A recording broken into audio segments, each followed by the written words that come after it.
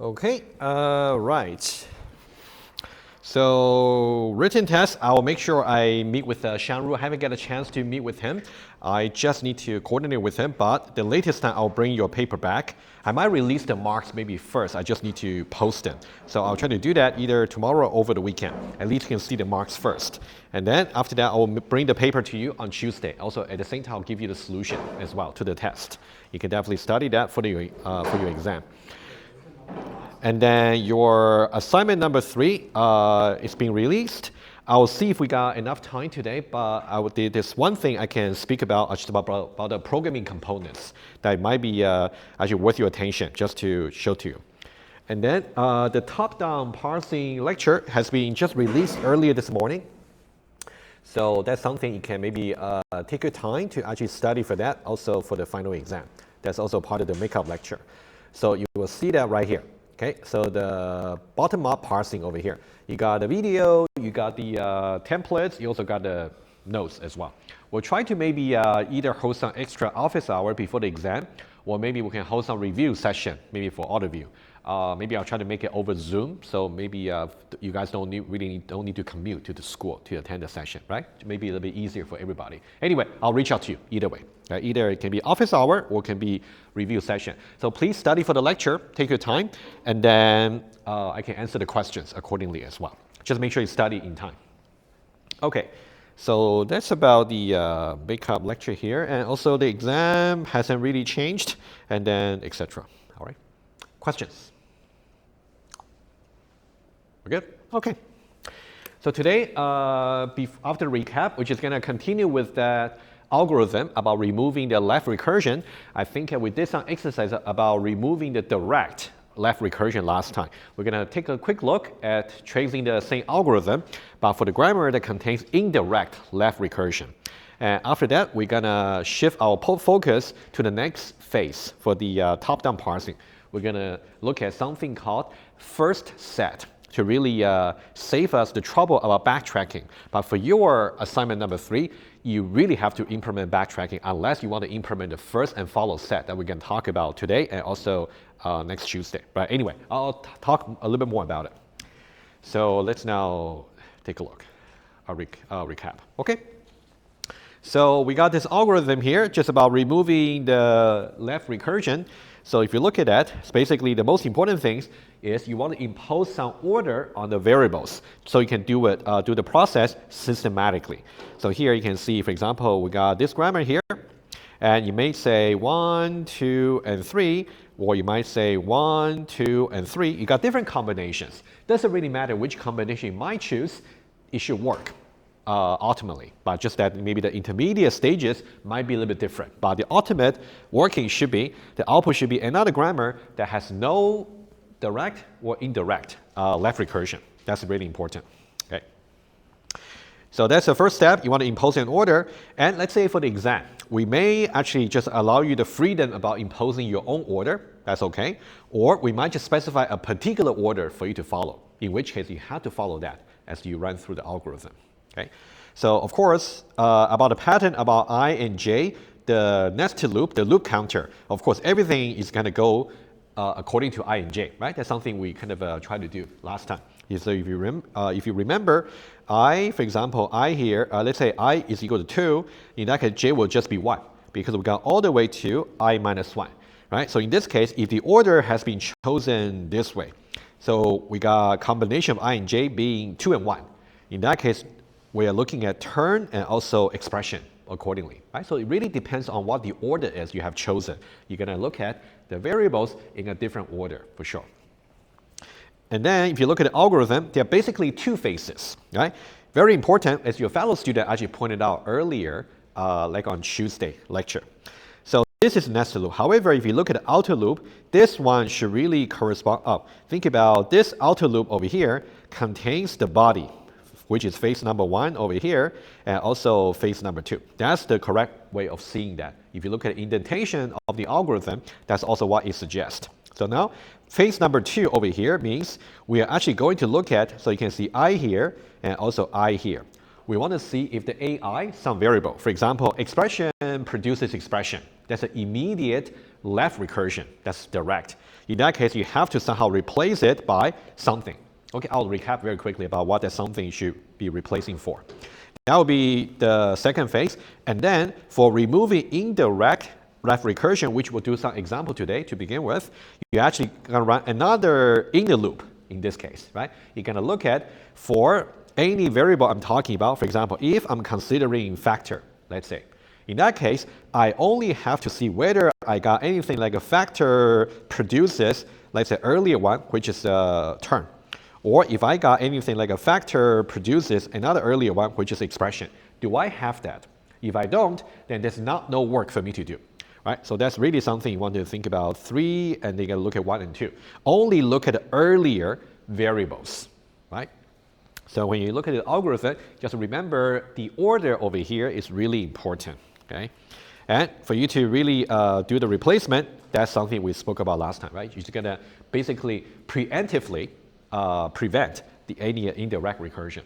So this is the phase that we spoke about last time in detail. Oh, sorry, this is another one. The example that we did was 1A right here. That one is about removing the direct left recursion. And that's really something about the replacement. Let's talk about the replacement very quickly. Okay? So if you look at the pattern here, this pattern here that we identify is a direct left recursion because you got a variable produces itself right away. It's a direct left recursion. And we want to replace it by 2 rules. So we are replacing 1 rule by 2 rules, for example. In that way, the way to really understand what to justify goes like this. This is the one that has a left recursion. That's direct. And this is the one that after removing that left recursion. So the grammar itself is right recursive. Why? Because you can see AI prime is the new variable we introduced. You can see here AI prime appear as a rightmost variable in that expression. Right? So that's right recursive, which is okay for our top-down parsing algorithm. The top-down parsing algorithm will only fail to terminate if you got left recursive grammar. The way to really understand what justify this replacement is like this. Try to unfold this left recursive version. In that way, you will see that it really boils down into we have the beta followed by 0 or more occurrences of alpha. That's really what this left recursive grammar is going to unfold into for the pattern of the string. And then as long as we can provide another alternative production rule that's actually going to generate just the same pattern, then we are safe. Right? So if you look at this right recursive version, it's going to generate exactly like that. Right? You can see we got beta just to start with, matching this. And then we can get AI prime, which corresponds to either 0, so that means epsilon here is really important, either 0 or more occurrences of the alpha.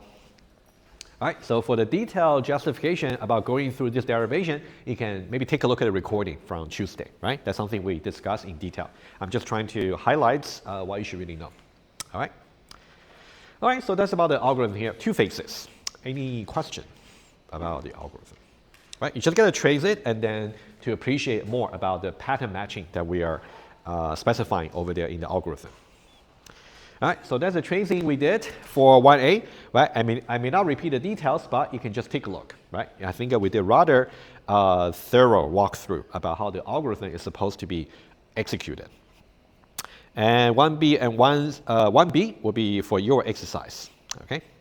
And let's do 2A today, all right? So 2A over here, just another grammar, which I tell you directly that it's actually indirectly left recursive grammar. Right? So in the exam, I may not tell you what it is. Doesn't really matter. You just got to apply the algorithm the same way.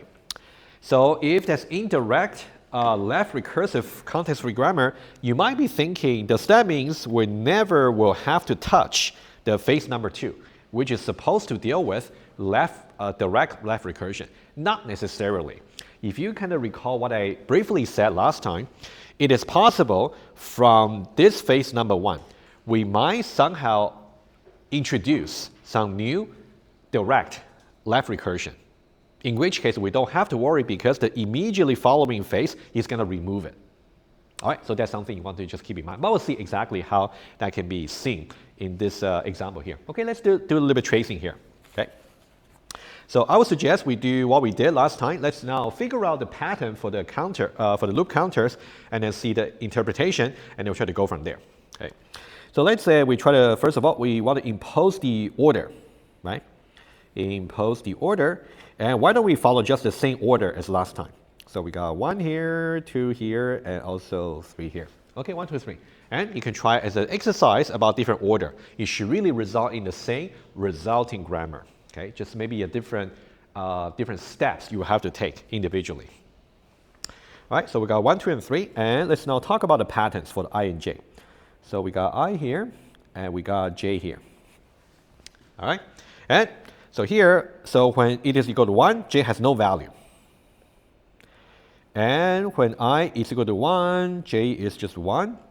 And when I is equal to 3, it's going to be 1 until I minus 1. 1 and then 2, right? The same pattern as last time. So that one there, you already learned. You have already seen. So let's see the correspondence over here. Okay, so the 1 here really correspond to just A, right? And then the 2 here correspond to B. And the 3 here correspond to C. And then for when we are currently considering B as the outer loop, in the inner loop, we only consider the one variable that comes before that. So what comes before B? Only A, right? So this one here will be A, right here, okay? And then we also say, when we are considering C here, what comes before that? A and B, 1 and 2. Okay, so this will be A and B, right here, A and B. All right, so there's a very quick interpretation of the ordering and also the loop patterns, right? So once we have this kind of bigger, like a big picture, so now we can dive into the different iterations, right? So what you can think about is, let's say when I is equal to 1, so that means we're here, when I is equal to 1.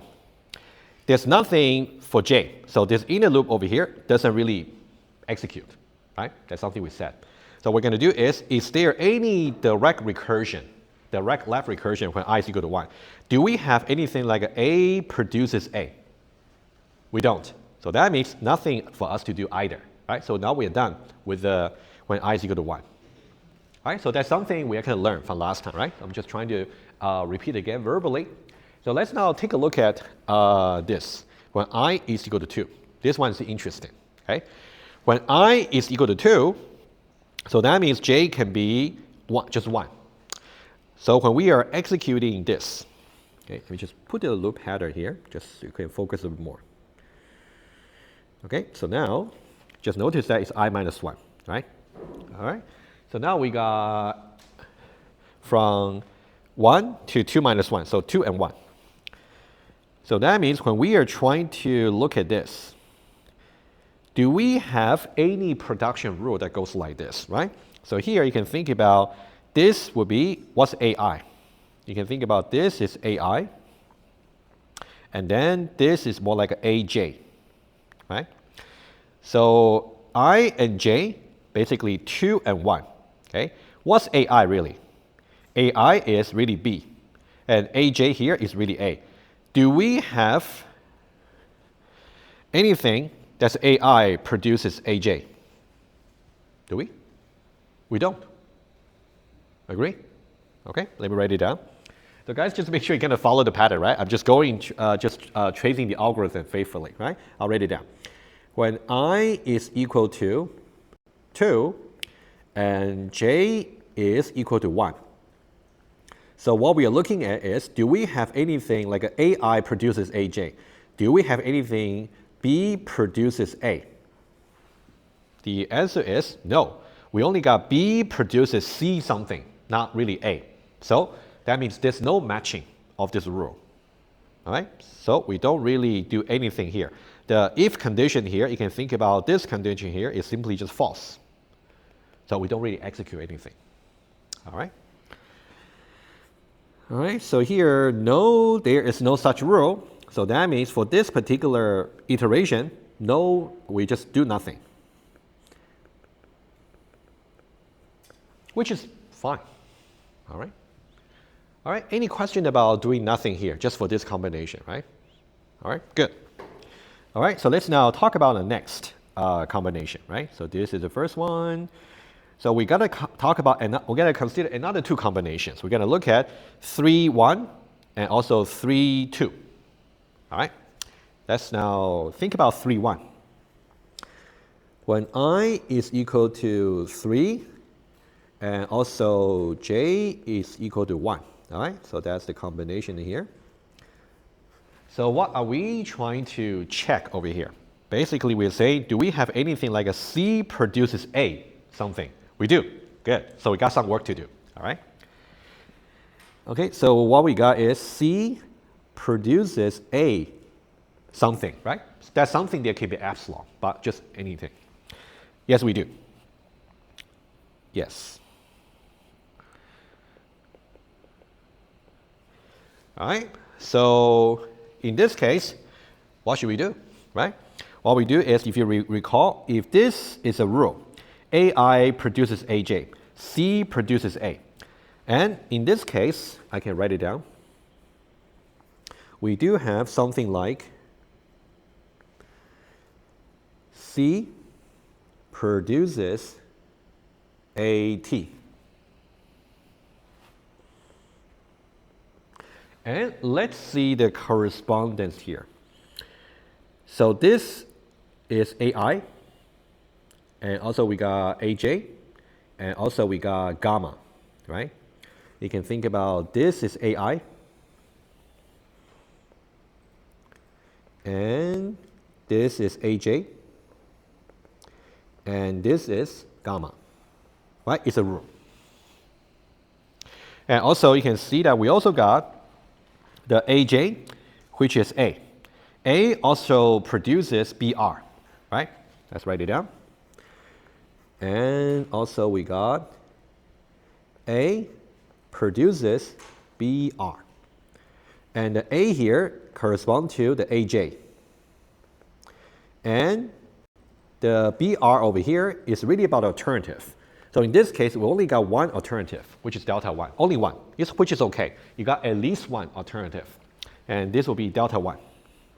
So BR over here will be delta 1. So we should really somehow replace the original rule over here by this. Replace that by this. All right, let's now do that. All right. So what I will do is, yeah, just for the very first one, we're going to do it very slowly, but you will see. Okay, so for this one here, what we get is we're going to get C, which is over here, produces whatever A can be replaced by, which is BR. BR, and then followed by T. That's the one we want to replace. Basically, we replace this guy over here by C produces BR and then T. All right, that's what's going to happen after this pattern here.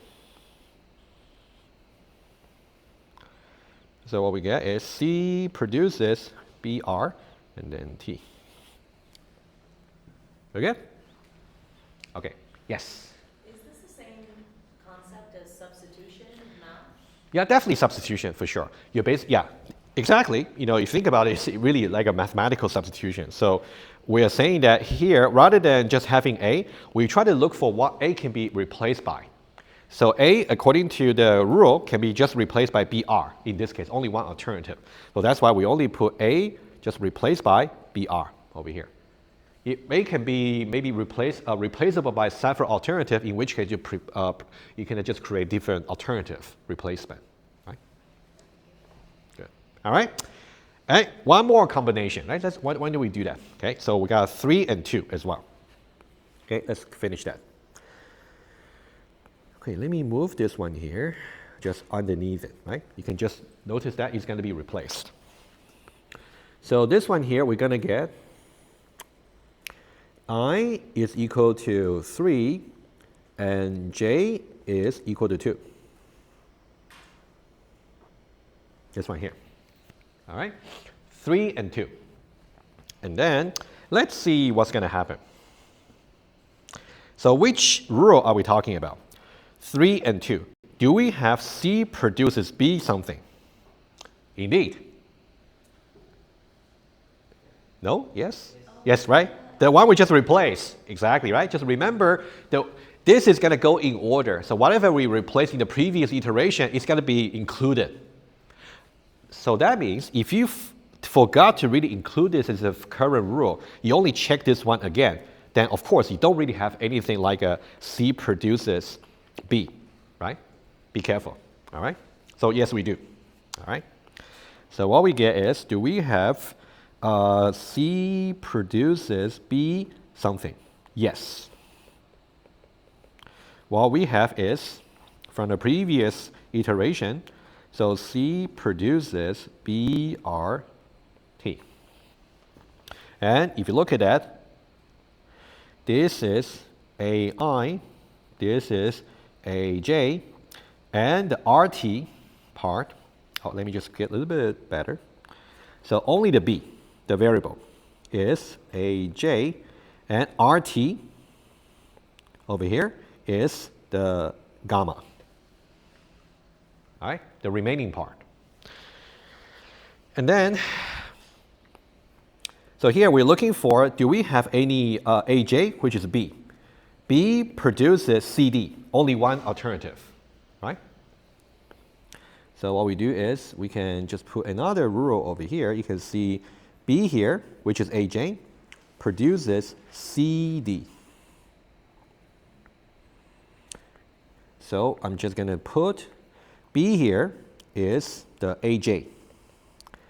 And also the CD is just delta 1, right? Only one alternative like before. Okay. So this one here is going to be delta 1. Just like that. That's the replacement, okay? The replacement is going to be interesting, okay? I'm running out of space just from here, so let's say, I'll just start over here. So let's continue here.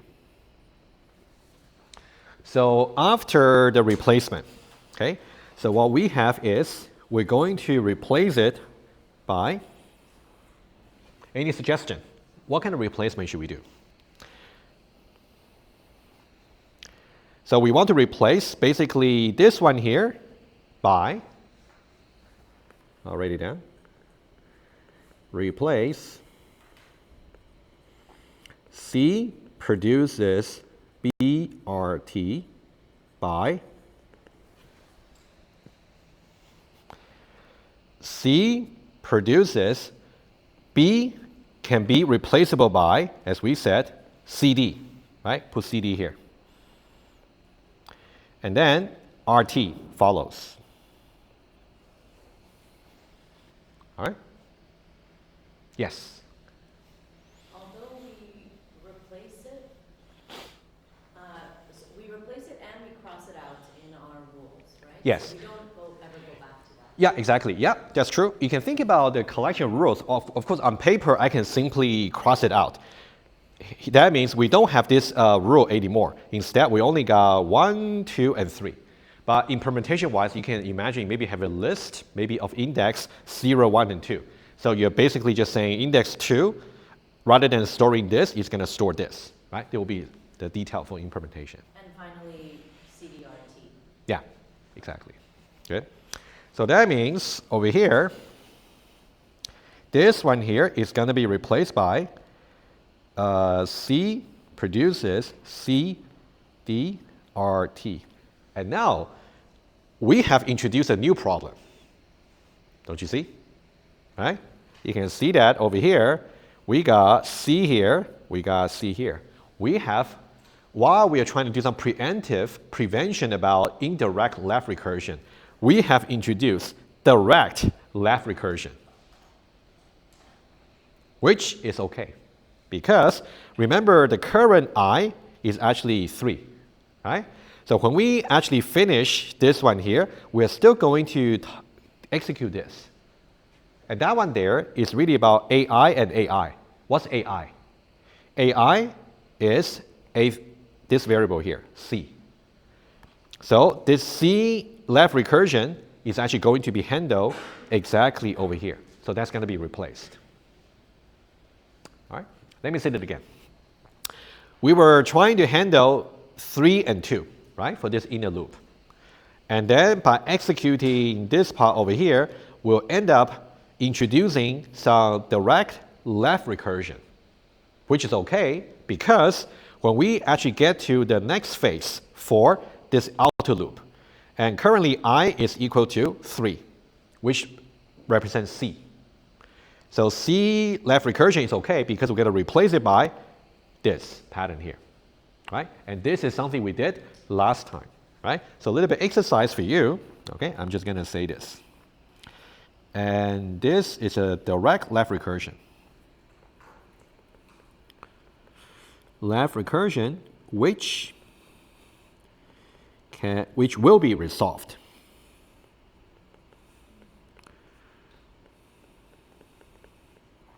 Okay, let me make some very direct link for you. It will be resolved right here.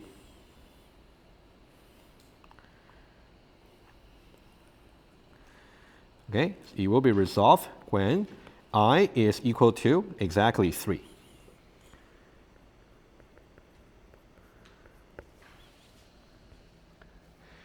Yeah, it's actually not that complicated. You just got to make sure when you actually try to execute this algorithm here, you always try to do some variable replacement. It is possible that when you're doing the variable replacement, you might introduce some left recursion that's direct. In that case, very likely, the next phase is actually going to resolve it. All right? So this one is actually very interesting, right? In some ways more demanding, than the 1A that we did last time. In which case, we only try to remove the left recursion. I mean, the direct left recursion that's on the input. All right? Guys, any question about this? Anything that's not clear or anything you want me to redo? Yes? Is it possible to not resolve the left recursion? You mean, is it possible to also still have some leftover left recursion after executing this algorithm? Yeah. No, because this algorithm is correct. Yeah, exactly. Yeah. So here, I think we don't really try to formally prove this algorithm here. We don't need to. We just got to make sure we always try to resolve the indirect first and then the direct. Yeah, it's going to work. Mm-hmm. Awesome. Yeah. Alrighty. Okay, that's done. And then, so guys, for 2B and 2C will be exercises for you. I'm going to post maybe over the weekend, maybe some hints to the solution, almost like a solution. So give a try to trace it. You just gotta make sure you follow the same order. If I do actually ask you to really demonstrate your understanding about this algorithm here in the exam, do you need to memorize the algorithm? No. I'm going to include this like an appendix, pretty much like what you were given in the written test, right, about that Lexer or scanner algorithm. So you definitely don't have to memorize it, but you will just have to make sure you understand how to do the pattern matching. You don't really want to only start studying the algorithm during the exam. That will be too late, all right? Okay, so that'll be 2B and 2C. And then let's talk very briefly about eliminating epsilon production, and then we'll take a short break, okay? Okay, eliminating epsilon production. Epsilon production, let's see here, motivations. Okay, epsilon production simply means a variable. Let me show you one example here, and then we'll do one example. Basically, if you got a variable here, it simply produces epsilon as one of the alternatives, right? That's epsilon production. If you got epsilon production, it's going to have some inconvenience when you actually implement the algorithm, which you will have to actually, you cannot assume in your assignment number 3, you actually don't have epsilon production. You might have it, all right?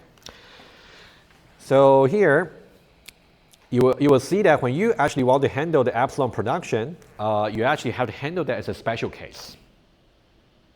All right, that's something you will see in the algorithm. And also, the remove algorithm here, I mean the algorithm that we went over, if you look at that again, you will see that we might also produce, oh, sorry, I meant to go to the previous page.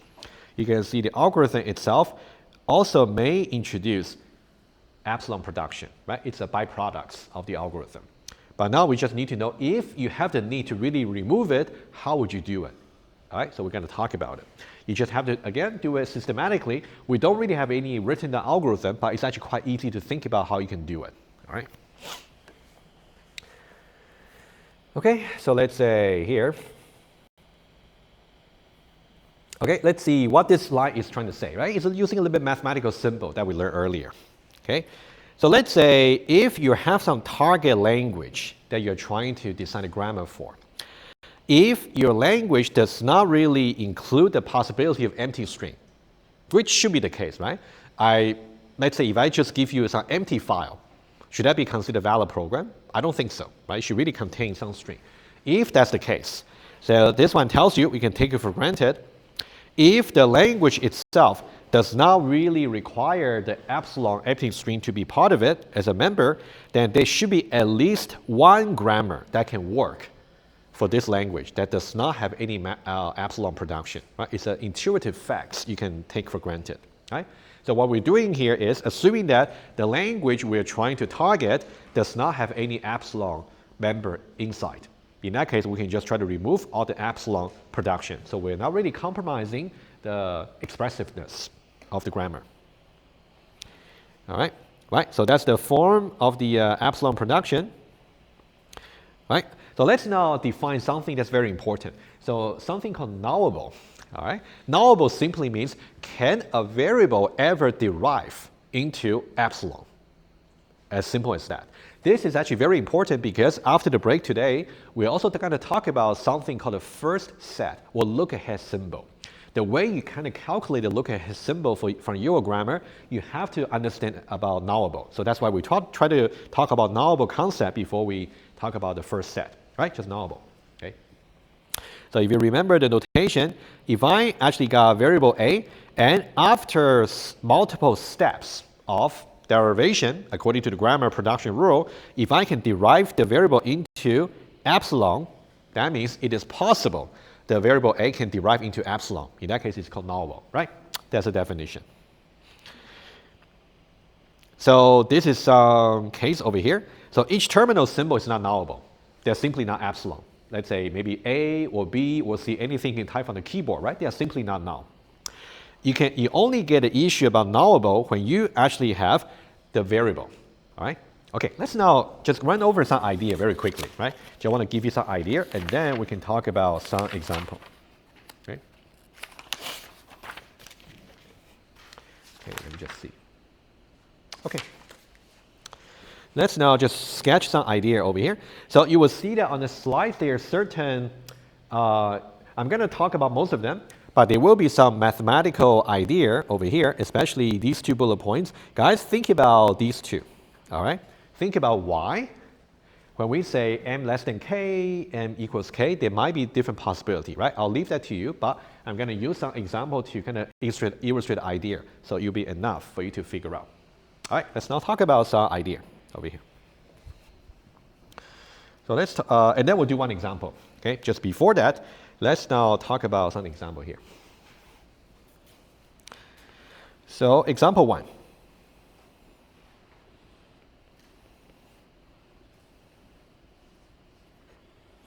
Let's say we have some variable a. And then let's say a produces, let's say b1, b2, and also b3. All right? And then we might have b1 that produces either b or epsilon. And also we got b2 over here. And then we got c or epsilon. And then also we got b3 and also d over here or epsilon. All right? So basically, you can think about individually, b1 over here, is it nullable? Obviously it is, right? It is nullable. Because it has a direct null production. Good. Similarly, this is nullable. b3 is also nullable, right? So think about this is also nullable, and this is also nullable. That means all the components of A are nullable. Okay, so you can think about B1 over here is nullable. Also, B2 over here is also nullable. And B3 over here is also nullable, all of them. All right? So now we want to somehow think about how can we try to remove the null production. Right? In this kind of extreme case, you basically got every component over here being nullable. Okay? So let's try to rewrite. Okay? So think about this is the grammar that has the null production with the epsilon production.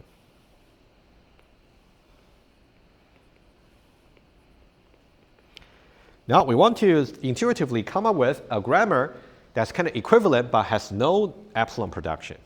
How do we do that? All right. Let's now remove all the epsilon from B1, B2, and B3. First of all, we got B1 over here, just B. B2 over here, just C. B3 over here, just D. B, C, and D. So far, we got B1, B2, and B3, the three components. We just removed the epsilon production. All right?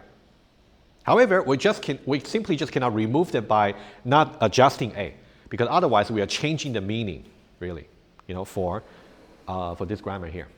All right? So now the question is, what should A be? That's the question. All right? So idea would be, first of all, you can think about it's more like a binary choice.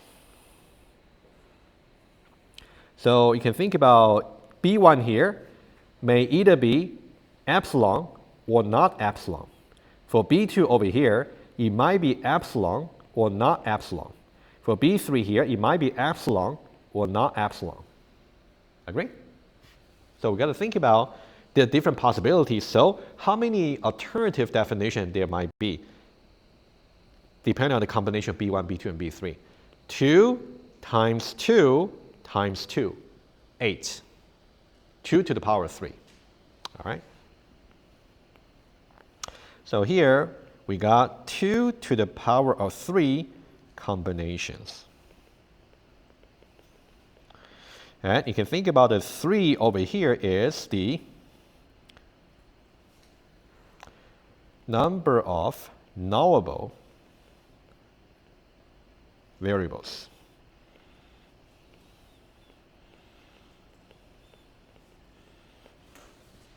All right? And we can write them out. And let's do it more systematically. All right? So if you see the binary combination, right? If you think about, let me just kind of sketch the idea for you, right? If you think about, we got B1, B2, and also B3. Let's use a binary, right? It's a binary number. Let's use a binary digits. Let's say 0 means it happened to be epsilon, and 1 means it does not happen to be epsilon, right? So we got 0, 0, 0. We got 0, 0, 1, right? 0, 1, 0, 0, 1, 1, 1, 0, 0, 1, 0, 1, 1, 1, 0, 1, 1, 1. Right? You can see what I'm doing here. Right? You just gotta enumerate systematically.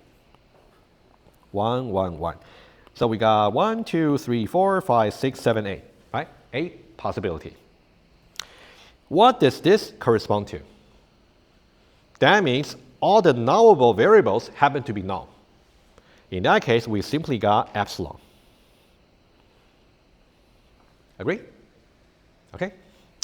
And what about this one here? That means only got B3, right?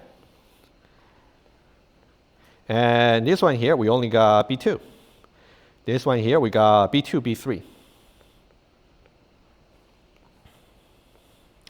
And this one here, we only got B1.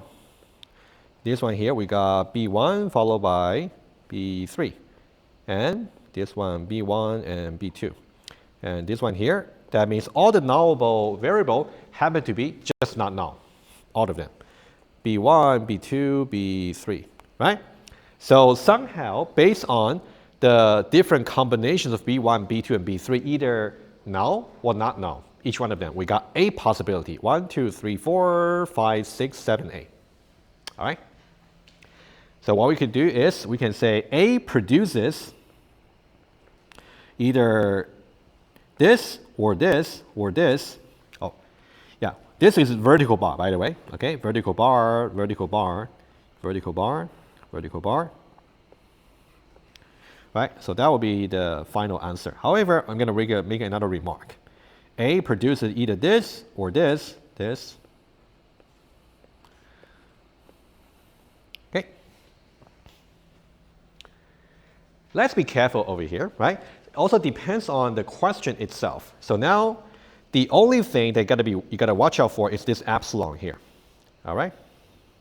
This epsilon here.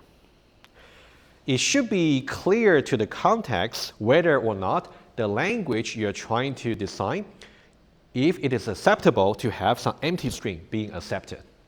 If it is okay not to have any empty string, then you should really remove this as a possibility. All right, I'll write it down. If the target language should not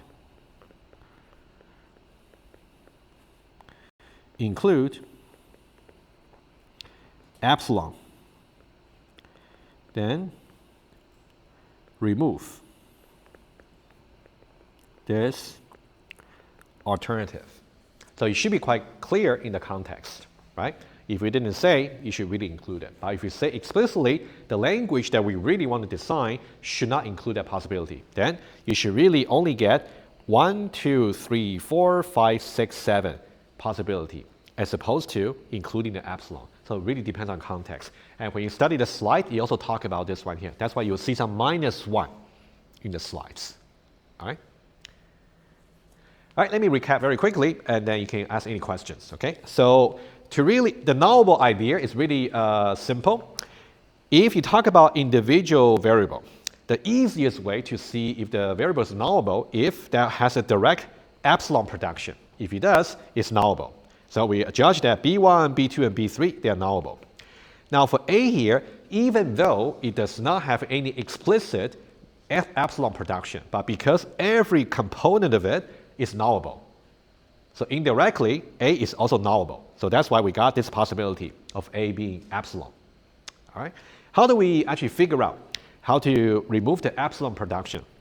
The way to figure that out is identify all the components that are nullable, first of all. And then depending on how many nullable variables you have, you got 2 to the power of the exponents, the possibility. The idea would be for each nullable variables is either epsilon or not epsilon. It's a binary choice. So that's why 2 will be the base of the power. Okay? And then the final thing you want to watch out for is whether or not the epsilon should be included should also be clear in the context. If it would be intended that we don't really want to accept any epsilon for the language, in that case, you should not include this possibility over here. Otherwise, you should include it, right? So this one here is a little bit uncertain, but it should be clear in the context. Guys, any questions about this? Yes, go ahead, please. Okay, I'll go with her and then you. Yeah, go ahead. So the purpose was to make a grammar without any epsilon productions. Yeah. And that's why we might remove that epsilon version. So there's 2 options. When we do this reduction on the left, we might have just 1 epsilon or no epsilon. But exactly. on the left side, we have multiple epsilon. That's the difference, really? Okay, I see what you mean. Yes, you can say that, yes. So in many cases, yes. This input here, we got multiple epsilon, yes. So in the question there, let's say the question says that we want to have a grammar where it's not going to accept any epsilon string. In that case, yes, you got to remove this one here. In that case, you only got 1, 2, 3, 4, 5, 6, 7 alternative, right? That'll be the way to go. Yes, exactly. Yeah. Yeah, question, please. Would there be any cases that, like, because, like, if you look at the first row, it's like all zeros, that would be like an epsilon string. Would there be any cases where, like, we have, like, more than 1 epsilon string possible, so it'd be less than 2 to the power of whatever -1 as possibilities for the string? So say it again. I want to make sure I capture you precisely. Yeah, so like here right now, right, we have like 2 to the power 3 minus 1 Yeah. possibilities. Yeah. So I was just wondering, like, are there any cases where we have like less possibilities than 2 to the power of n minus 1? Not really. So we only got 2 possibilities here. Either we got 2 to the power of 3, where epsilon is actually acceptable. Possibility 1, or it could be 2 to the power of 3 minus 1, in which case we just remove this one totally. Only these 2. Okay. Yes. Good. All right, guys, how about this? Before the break, why don't we do one exercise very quickly so we can draw a closure on this, okay? And then we talk about the first set, maybe after. Okay. Okay, so first of all, this one, in some way, once we have done the previous kind of exercise, this one should not be too bad, right? But we're going to do it together, okay? So first of all, let's help you just to get started. So here, do we have any nullable variables? 3, okay, obviously, right? A produces epsilon, B produces epsilon, A and B for sure. For S over here, A and B, all the components. In that case, yes. It's going to be, can be the one of the choices, right? It's also nullable. A, B, S, A, and B.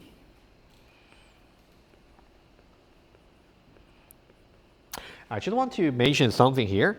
Not necessarily always you have this. Let's say alternatively. Let's say we still got A and B just the same. Okay? I'll write it down completely. Alternatively, let's say we got A, also here, A, epsilon, also B, epsilon. Let's say we look at C over here, let's say C, let's say. So terminals are A, B, and C. And here we say S produces A, C, B. That's an alternative grammar, right? So now the same question. Nullable variables, how many do we have? Is it still 3? 2, okay? Because A and B are still nullable. However, S over here is not nullable anymore because C over here, only these 2 components are nullable, and this one here is not nullable. So this is not nullable. All right, I'll write it down. So apparently, these are all terminals, so this is not nullable. And you can see we got at least 1 components there that is not nullable. So this will mean this variable here is also not nullable. So you can think about there are 4 different combinations of A and B, right? 0, 0, 0, 1, 1, 0, 1, 1. Right? In that case, even though you got A and B both being null, that's okay because you still have C. So that one is not null.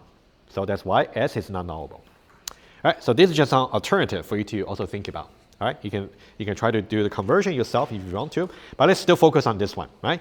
So now, how do we remove the epsilon production?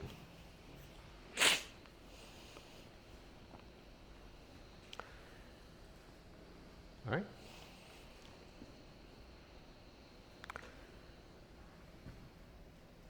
This one is kind of interesting because somehow A here is also referring to itself, which is completely fine, right?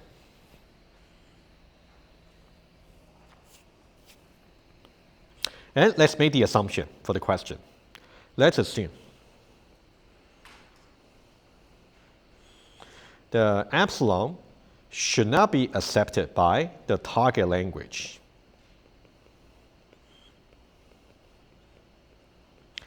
That means our final answer, which is the grammar, should not really contain any epsilon. Yes, question. So, essentially, as a way to do this. Sorry? Is it a question for Uh-huh. the exercise, or is it like a way? Can I say like a way to do this? We're going to do this. Sorry, are you talking more about here or maybe here? The first one. This one here, right? Oh, this is just some alternative question for you. I'm just saying, if I actually got another variable here called C, so now how many nullable variables do we have? So is it still going to be 3? Let's say for this one here. Think about this one question here. This is just another question, but they kind of look similar. So that's why I want to mention. Apparently for this one here, all the variables are nullable. But for this one here, this and this are not nullable. Because this one here contains terminals only. It cannot be nullable. Right, but then how is S? No. Good. S over here is always going to be A followed by C followed by B. In the extreme case where A and B both happen to be epsilon, you still have C. C over here is not nullable, so it's not nullable. Right? Okay, good. Okay, how about this one here? So we are already under the very important assumption, right, that epsilon is not in the target language. Yes? We don't have to resolve left recursion because this is right recursive and we're going to do left derivation. I would say somehow we're here. Okay, think about this one here. We're not really, we're only trying to remove the epsilon production. Okay. So whether or not it's left or right recursive is not our concern. Okay. Yeah. All right, so now let's take a look at this, okay, very quickly. Let's now do, how about A? A over here. So basically, A itself, so A here is nullable. A here also is nullable, right? So now we got a possibility. Either it could be when both of them, okay, so think about, so for AA over here, so 0, 0, 0, 1, 1, 0, 1, 1. Could be epsilon, could be a single A, could be two A's, right? Of course, these two are the same. All right, so now let's now write them out. But we should not include the one with epsilon. We should not, right? Since we say we don't accept epsilon. That's our assumption, which is really important. So now either we can have just A, where both A's happen to be epsilon, which is okay, because when both of them are epsilon, you still have A. All right? Or I can have only a single A. Or I can have double A. Yeah, you guys want to think about that one. All right? So what I'm saying is, given that these two are both nullable, I can either keep both of them, or I only keep one of them, or I keep none of them, which is still okay, because A here, which is the terminal, is guaranteed. The resulting production is not nullable. All right? Oh, right here. All right, similarly, we're going to say B here is going to be B or BB or B and two occurrences. What's left will be S over here. All right? So here we basically got A and B are both nullable, right? So now you can think about here, both are nullable. So what we do is we try to figure out 2 to the power of 2 minus 1. The minus 1 will be when both are null, right? So what we do is it can be either A or B or AB. And then just make a comment over here. The S produces epsilon is not included. All right? Hopefully that makes sense. All right? Yeah, we don't really have any algorithm written down for this removal procedure, but you can see the idea. So please also go over the slides on 39. So you will see the two different cases about either 2 to the n or 2 to the n minus 1. All right? Yes, question? So in this case, we don't have the 2 to the n minus 1, right? In which case? In this class, or did we have 7? We have 7. Yes, we do. Actually, here, not 7. So here, because we got 2 nullable variables, right? But we don't want both of them to be null. So we don't really have 2 to the 2. We only got 2 to the 2 minus 1. So that's why you got 1 and 2 and 3. So we Number of nullable variables not including S. Yes, number of nullable variables will be the exponents, and we are removing the possibility where all of them are null, just happen to be null. right? So we are removing the epsilon possibility. All right? Good. All right, guys, how about we take a short break by taking attendance? Okay. Okay, good. All right, so we are now done with the null production. So I think I only got 20 minutes. So this is what I want to do. So I want to maybe divert a little bit. I think there's one programming notation there on your assignment number 3, which I want to speak briefly about. That might actually help you as you do the assignment. I want to mention that quickly. And then I would suggest we actually try to talk just intuitively about there is a concept about the first set for your grammar. I want to talk about it and use some example just to give you some intuition. And then for the remaining part, for the top-down parsing, we should be able to finish in our last class on Tuesday. Next Tuesday will be the last class, and I will also talk a little bit more about your exam. So I may have to run slightly over time on Tuesday, but everything's going to be recorded. If you really have to leave right at 6:50, no problem. I'm just going to post the recording later. Hopefully, I will only have to go over less than 30 minutes just to finish everything we need to. Okay, but just want to let you know. But I'll maybe mention that again in the announcement later. All right. So let's now talk about something that can clarify certain parts of your programming, your assignment number 3. Okay, very quickly. All right, so this one here should be assignment number 3, not 2. Okay, assignment number 3. So there is something called variable arguments in Java, right? You may have seen that in other languages as well. I think it's actually quite a typical programming construct you will have. Okay, so how does it look like? So you will see that for for your AST node, abstract syntax tree node, right? We're trying to build an abstract syntax tree from your parsing algorithm. So the individual components in the tree is a node. And somehow, for example, this expression here is a node, and turn is a node, and etc. And then we're saying that the way to really construct a tree node object, right? This is a constructor. We first of all get to give a label. Label can be expression, can be turn, can be expression prime, just corresponding to some variable name. Okay, the label here, you can think about, it might be either something like a variable or something like a terminal, right? Either way, that's a label. And then what you will see is here. We got AST node, which is just the same as a class. And then we say ... children.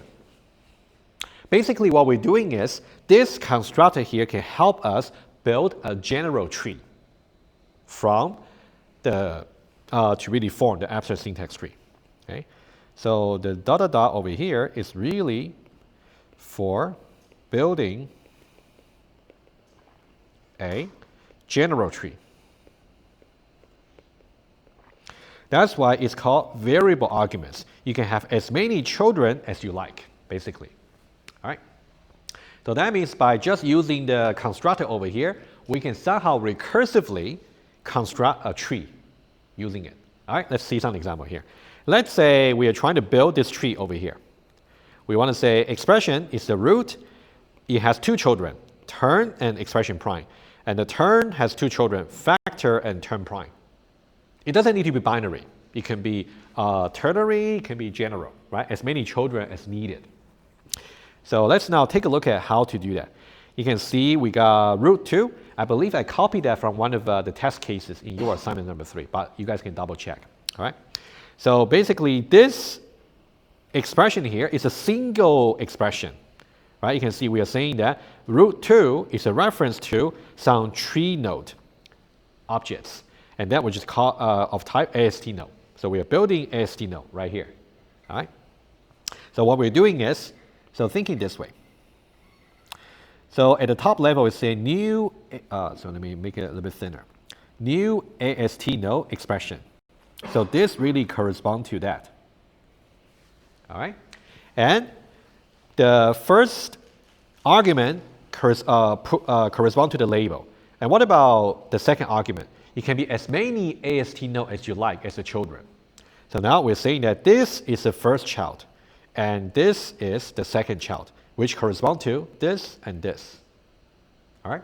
So let's say this. Turn over here really correspond to the turn right here.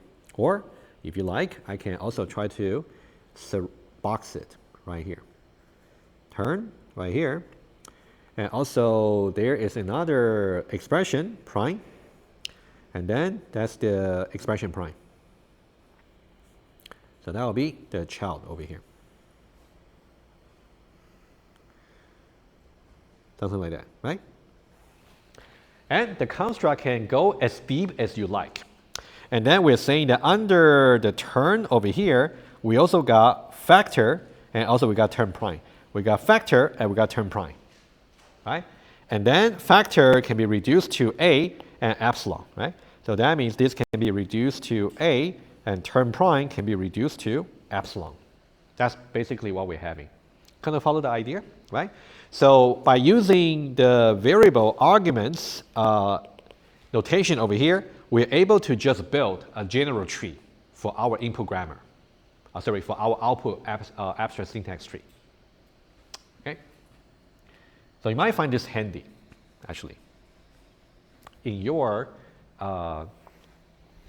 assignment 3. All right, any question about this? Very good.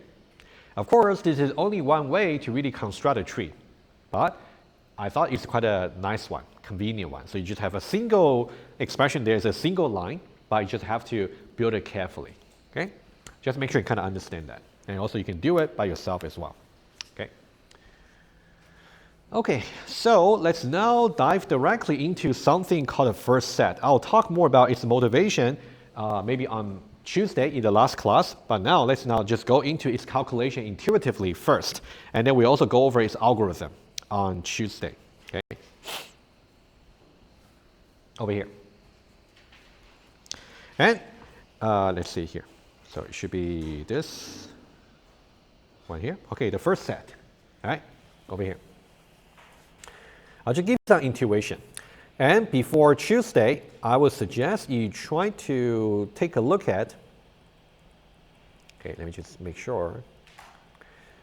Okay, 41. You can, okay.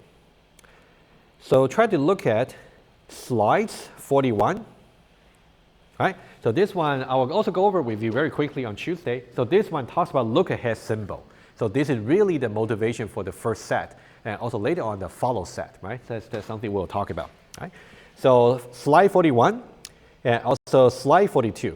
So this is the mathematical definition for the first set, right, over there. So you may want to look at this definition first to see if you can make sense out of it. That's really similar to the kind of math review lecture that we spoke about yesterday, not yesterday, I mean before. And also we have seen this kind of notation before, okay? It's like a set comprehension notation.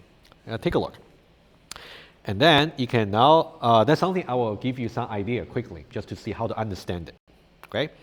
And then on Tuesday, we're going to look at this algorithm to start with. But for now, I want to give you some just intuition, what the first step really is.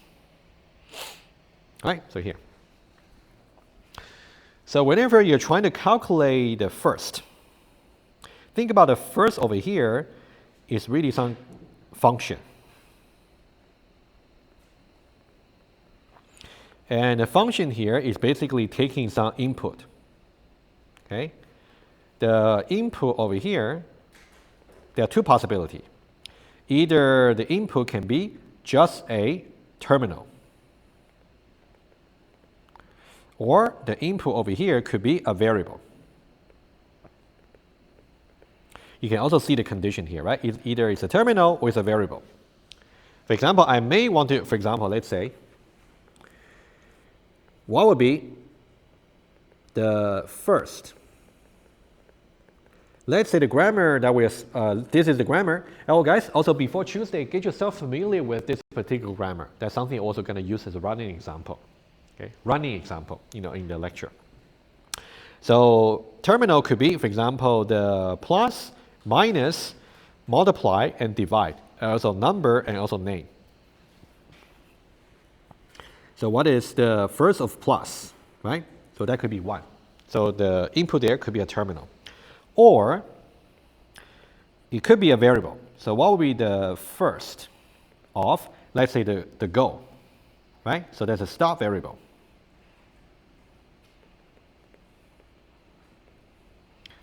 Okay, let me just get rid of this parenthesis over here. All right, so whenever you're trying to calculate the first set, the input there can either be a terminal or non-terminal.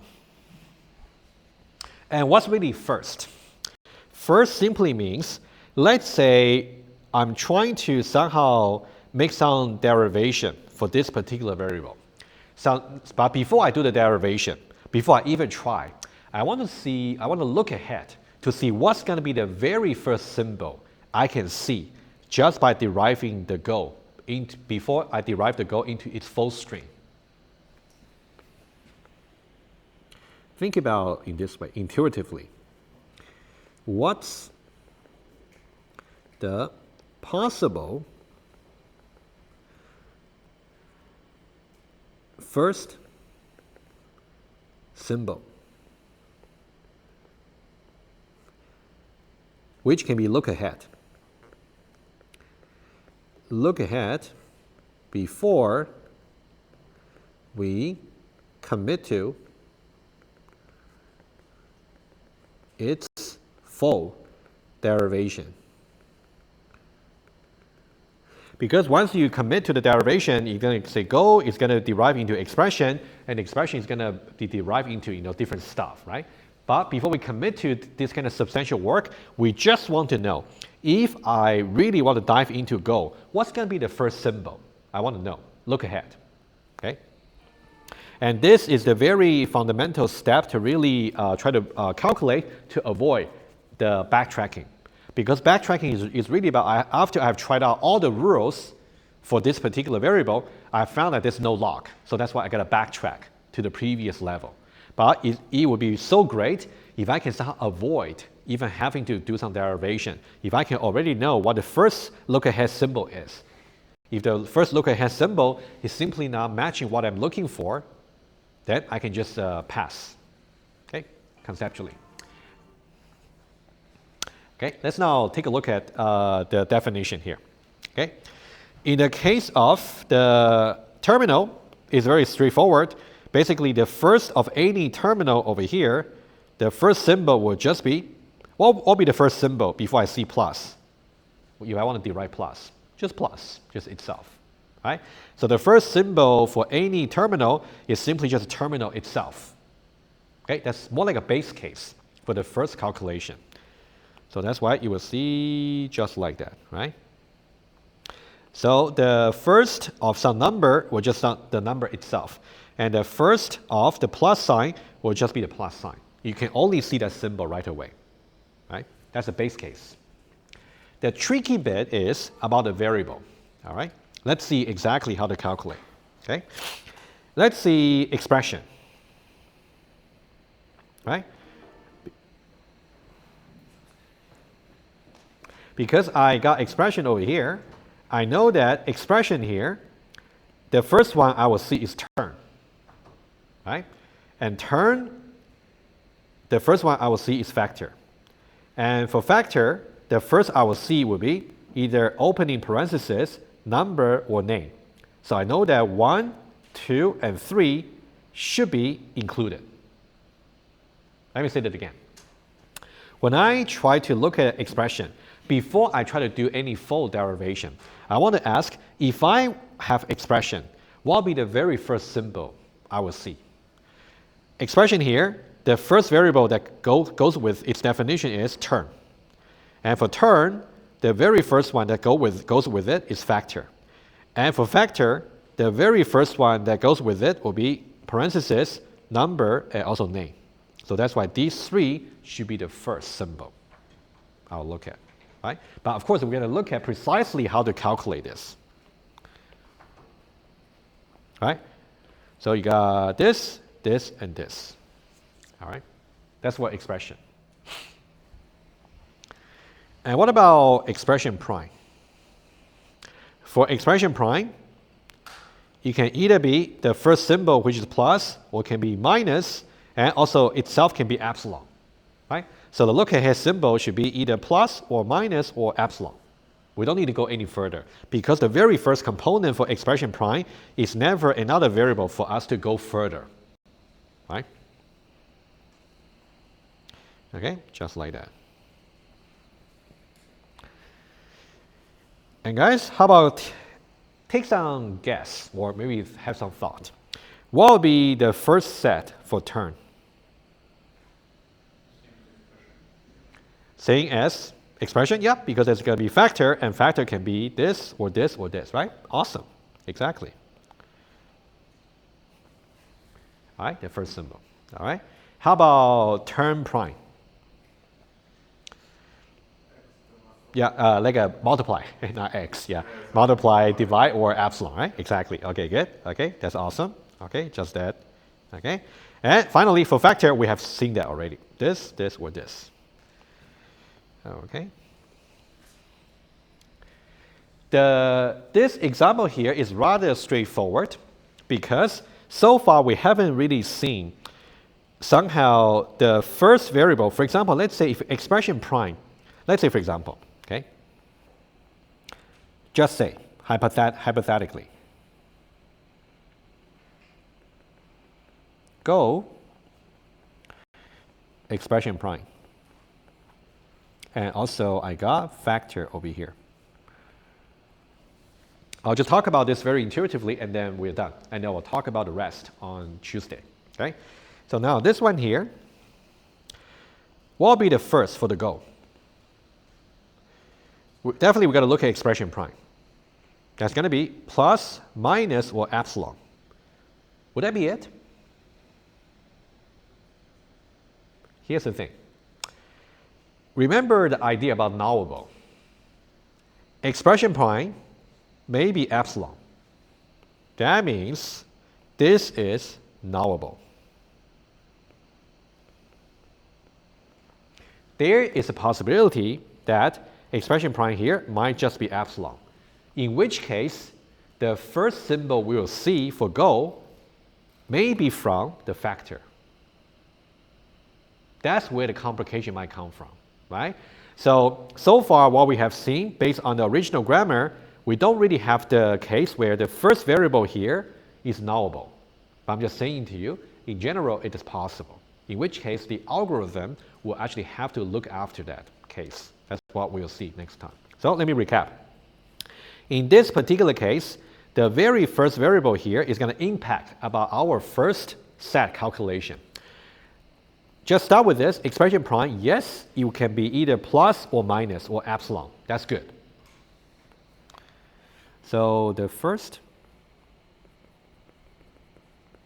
of go, first of all, is going to be the plus, minus, and epsilon. That's for sure. However, since this is knowable, we also got to consider when this is indeed epsilon, which will be this possibility. If that's the case, we also need to look at the first of factor, which will be this, or this. So what this really tells us is as follows. What will be the very first symbol we can see when we are trying to derive the go? We can either see this, if expression prime is not null. Also this, or this, if expression prime happen to be null. Just imagine that if you got a series of variables, a list of variables in your production rule, in that case, you want to do such kind of a binary combination consideration sequentially. So that's something we will have to see in the actual algorithm. It's not difficult, but you just got to be very clear about the combination you have to worry about. All right. I think we can stop here.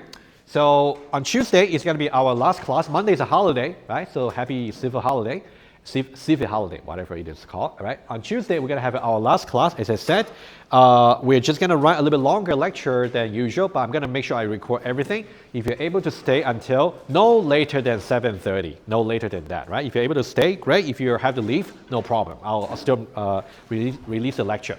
I'll also talk a little bit more about your exam as well. All right, thank you. I'll see you next week.